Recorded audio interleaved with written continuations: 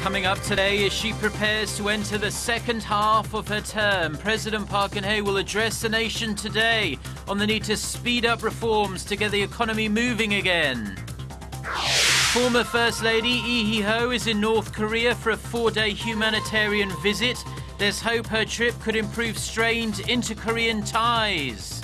Plus, it's confirmed debris found last week on a remote island in the Indian Ocean is from missing Malaysia Airlines Flight 370. Stay tuned for these stories and more.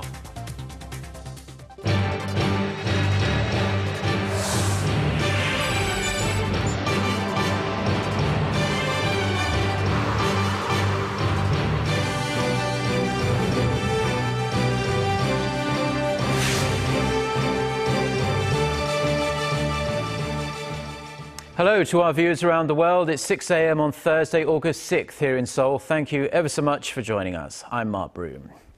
And we start with President Park Geun-hye's special address to the nation today. The president is expected to lay out how she plans to run the country during the second half of her 5-year term. With the midpoint of her presidency coming up later this month, President Park is likely to seek public support for the 4 areas she's targeted for reform, namely the public, labour, finance and education sectors. Watchers say she will emphasise labour reforms, which she sees as vital to job creation and sustainable growth.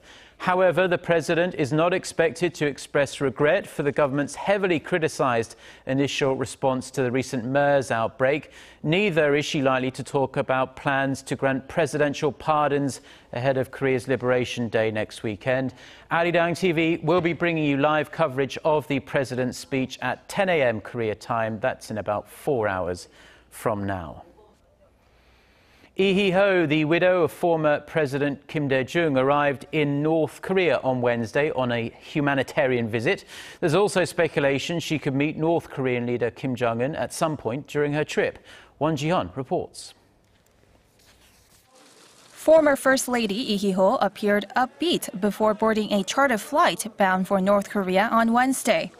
Prior to her departure, she took pictures with her 18-member delegation and says she's visiting the North with hopes of healing the deep pain of Korea's 70 years of division. She also said she hopes her visit will serve as a catalyst for the resumption of stalled inter-Korean talks, mentioning in her remarks the historic agreement adopted on June 15th between North and South Koreas in the year 2000. Ms. Lee said she's crossing the border with the hope the two Koreas will embrace the June 15th spirit and work towards reconciliation, love, and peace. Ms. Lee's visit is mainly focused on providing aid to North Korean children. She visited children's hospitals and daycare centers in Pyongyang and handed out medicines and school supplies. She also visited a women's hospital to provide the necessary support. Whether she will meet North Korean leader Kim Jong-un remains unknown, but pundits say the chances of an encounter are high, as her visit is the result of a handwritten invitation from Kim sent last December. If the two do sit down for talks, Kim's remarks could become an important indication as to how inter-Korean relations will unfold in the future. The former First Lady is set to hold a press conference on Saturday, the day she returns to Seoul. Won Ji-hyun, Arirang News. Now, while diplomatic efforts to resolve North Korean issues remain pretty much at a standstill, an expert has suggested the international community should look for a solution in some particular regions within the country. In a lecture at the US Congress on Wednesday, Seok-il Park, head of research at the non-profit group Liberty in North Korea, said Pyongyang, in addition to Haesan, Arirang and Cheongjin, were all places that could serve as hotspots for change. Park pointed out that around 50% of North Korean defectors came through these cities, adding that money and information that the defectors send flow back into those cities. Speculation has been growing that North Korea is gearing up to fire a long-range rocket in October to mark the 70th anniversary of the founding of its Workers' Party. But a well-known think tank believes there's no evidence to suggest Pyongyang actually intends to do so.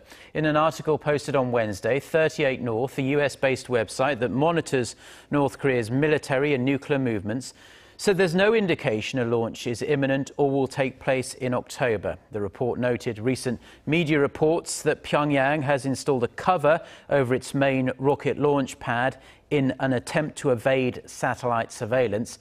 But the website says the cover is actually used to protect the launch vehicle from external damage, adding that the cover has been present at times when there was no sign of an imminent launch.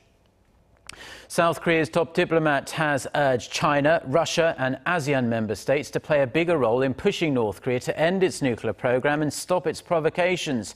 For more on the ASEAN meetings taking place right now in Malaysia, Park Geun-hye reports. South Korea's Foreign Minister Yoon Byung-se called for a concerted effort by ASEAN member states to send a strong message to North Korea. Yoon said that North Korea keeps violating UN resolutions with its continuous missile and nuclear development activities, while rejecting to hold talks on denuclearization. In response, ASEAN countries also agreed that North Korea needs to abide by UN resolutions, as well as a September 19th joint statement signed among members of the six-party talks back in 2005. Later in the day, Minister Yoon held separate bilateral talks with Chinese Foreign Minister Wang Yi and Russian Foreign Minister Sergei Lavrov on the sidelines of the forum, calling for their contribution in denuclearizing the North. Yoon and his Chinese counterpart agreed to strengthen cooperation to maintain stability on the Korean peninsula, especially in the event of a possible missile launch in October by North Korea, marking the 70th anniversary of the founding of its ruling Workers' Party. Meanwhile, in talks with Foreign Minister Lavrov, Yoon highly evaluated Russia's role in the recently inked Iran nuclear deal and urged Moscow's contribution to resolve Pyongyang's nuclear ambitions as well.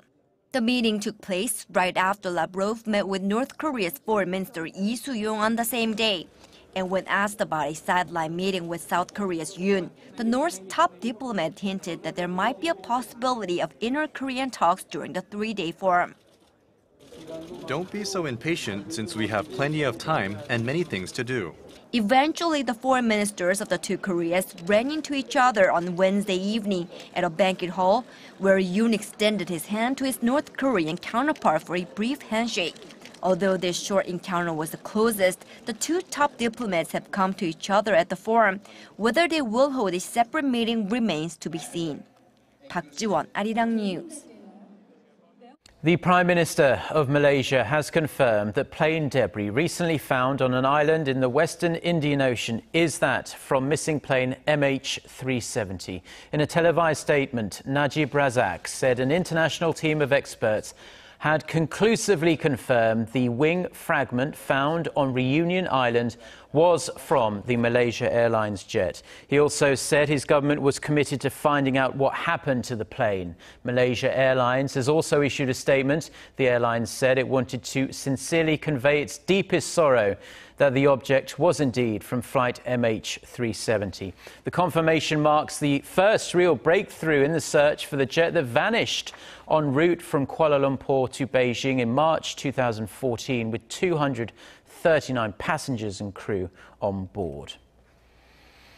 It appears the Ebola outbreak in West Africa is being beaten by science and the hard work of doctors on the ground. The World Health Organization says new cases were in the single digits for another week, showing that the response to the outbreak has yielded significant results. Officials say the road to zero cases is possible, but it might prove tricky, especially as Sierra Leone, Guinea and Liberia head into their annual rainy season. The WHO also says that a vaccine tested in Guinea has shown promise, but more conclusive evidence is needed. The head of the Global Health Agency recently called the shot a potential game changer.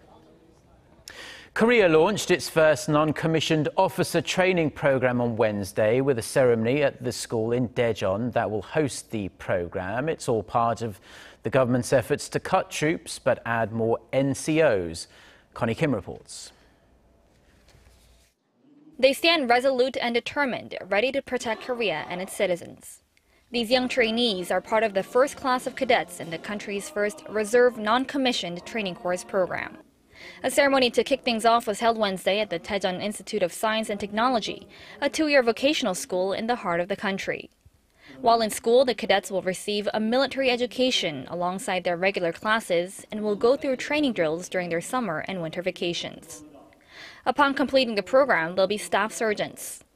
The first batch of cadets say they're honored to be part of this program and hope to be good role models for future classes.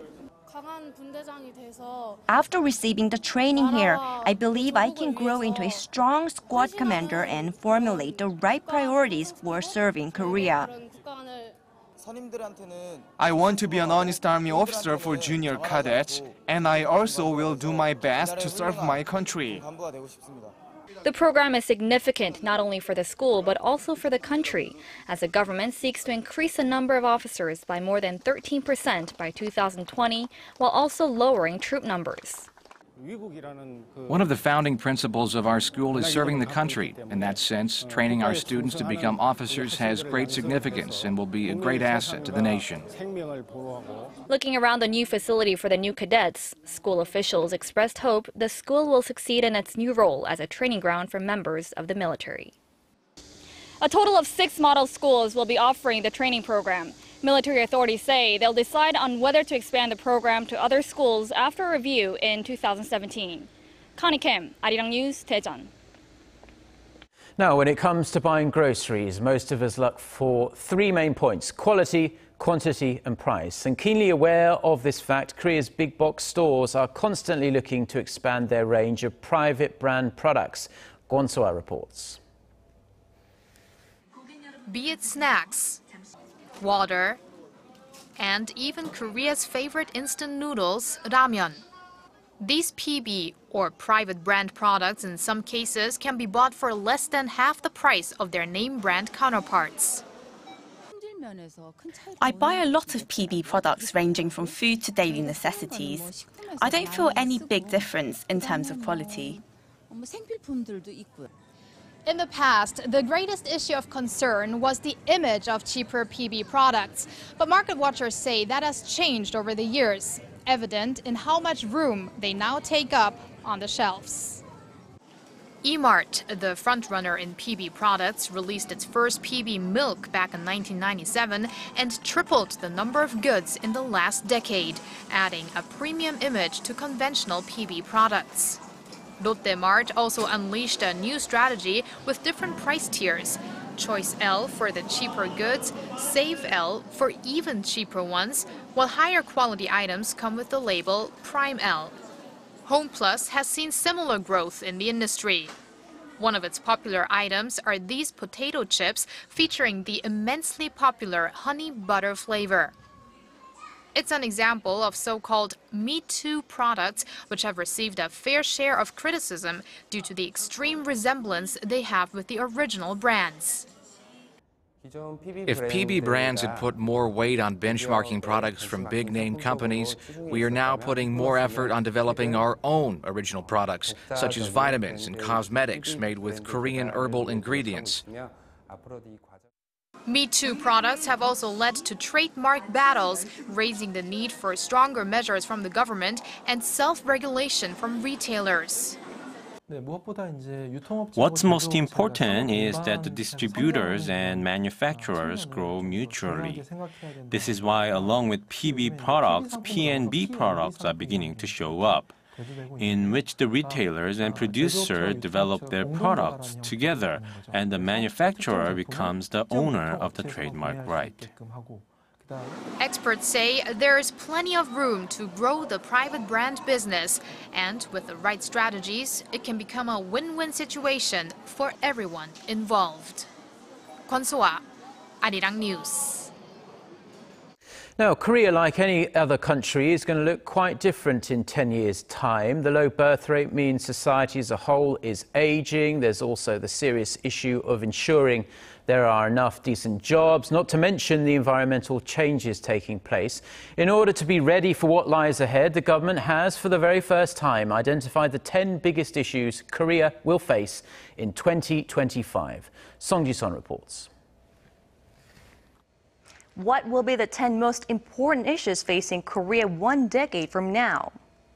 After analyzing data and surveys from 1,500 experts and college students, Korea's Science Ministry has announced the top 10 trends for 2025, based on their projected influence and how likely they are to happen.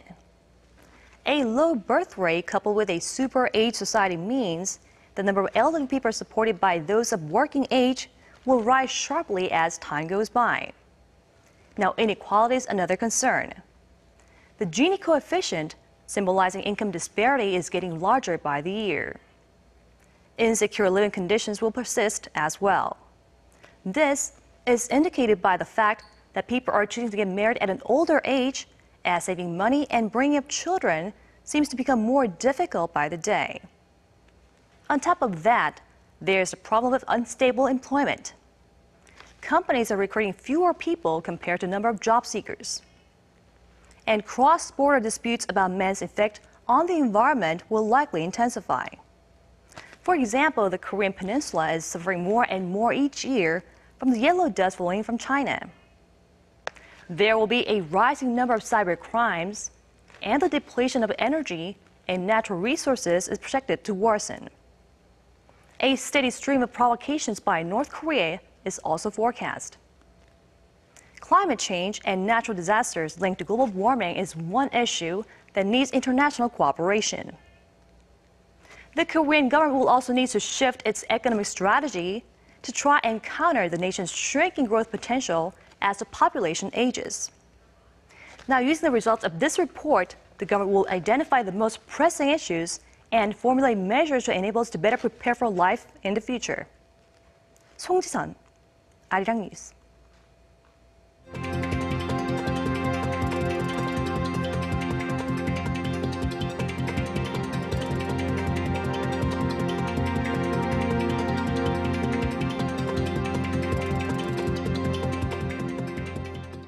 Well, that's all we have for now. I'm Mark Broome. Have a great day, and thank you as always for tuning in. We do hope to see you at the same time tomorrow. Until then, goodbye.